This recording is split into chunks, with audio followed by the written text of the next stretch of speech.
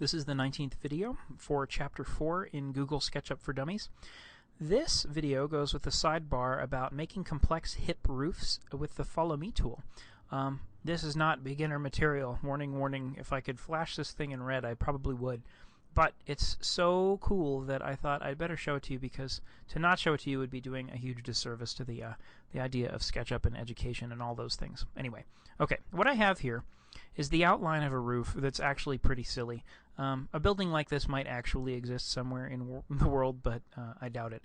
The idea of this is just to show you a really complex example that you wouldn't want to go through manually and create a whole bunch of hips on these roofs. If you've kind of worked through the book, you've seen that making a hip is not a tedious process, but if you have to do 30 of them and they all come together at funny angles, then you're in for kind of a long afternoon.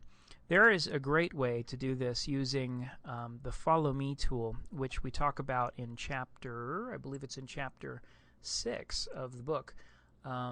But in advance of that, I thought I'd show it to you now. So here's the steps. First thing you have to do is find the widest part of your roof. So clearly, this right here looks pretty wide. That also looks pretty wide right there. This looks pretty wide, but I'm going to say that that's kind of the side of the roof right now. So let's just go ahead and measure some things. Okay, I'm going to measure this. It says that that's 90 feet about. This one here is about 85 feet. Cool. So this one wins in that case. And what I'm going to do is I'm going to use the protractor to make a gabled end on this thing, just the same way that I do when I'm creating a gable anyhow. So I'm going to get it lined up on the red, hit shift to lock it there. I want to make a roof that's about 30 degrees. So I'm going to type in 30. There we go. Get the select tool, and now I've got a little guide that tells us where 30 degrees is. I'm going to go up and get the line tool and go from the center point, or the midpoint I guess, up in the blue direction right there to the guideline that I made, and then I'm going to click down.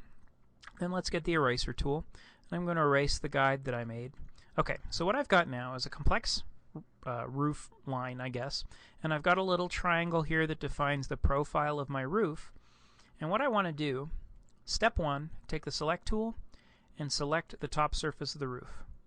Step 2, I'm going to go up and get the Follow Me tool from Tools and Follow Me right there.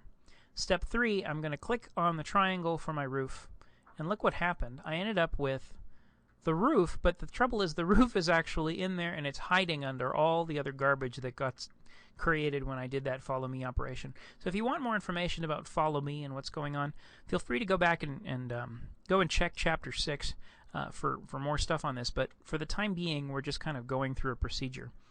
The next thing I'm going to do is I'm going to triple click on this roof. So click, click, click. And what it's done is it's selected the entire roof object that I just made. Okay. Now I'm going to right click and go to Intersect and Intersect with Model. Now what I've done is I've created edges everywhere that the roof planes were intersecting each other. So watch, if I deselect what I just did, you see how there are no edges there?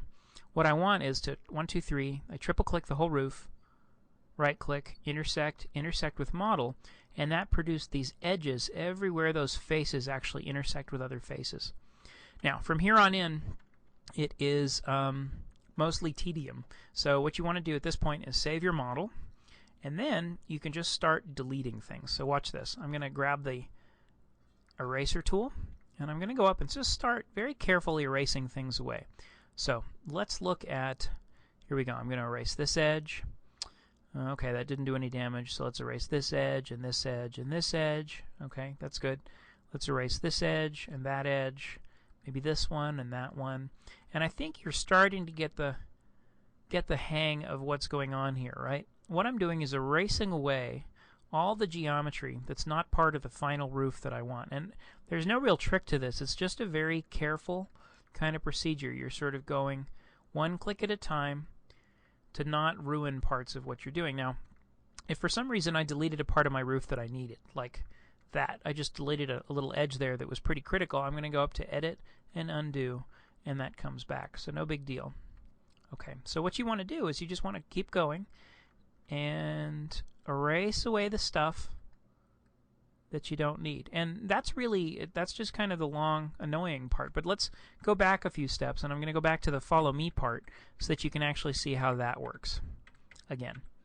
Okay, so once again, we have this triangle drawn on the end of the roof. We're going to go to the select tool. We're going to select the surface of the roof right there. We're going to go up to the follow me tool in the tools menu, and then we're going to click on the triangle that defines the profile of the roof. And when we get that, we get this whole mess of geometry that kind of sits on the roof, and what we've got to do is dig the roof out of there. So we're going to triple click to select the whole roof, right click, say intersect with model, which gives us these extra little edges that we need, and then I just kind of go nuts with the eraser tool to erase away the stuff that isn't part of the final roof that we want to end up with. And that's kind of the key to using follow me to make complex hipped roofs. I'm not going to make you sit through going through this whole thing. Oh, did you see? I erased something that was critical there, so I'm going to go up to edit and undo and go back and see what I did. It looks like I might actually have to undo a couple times because it looks like I messed the roof up before that. So let's go to undo and undo.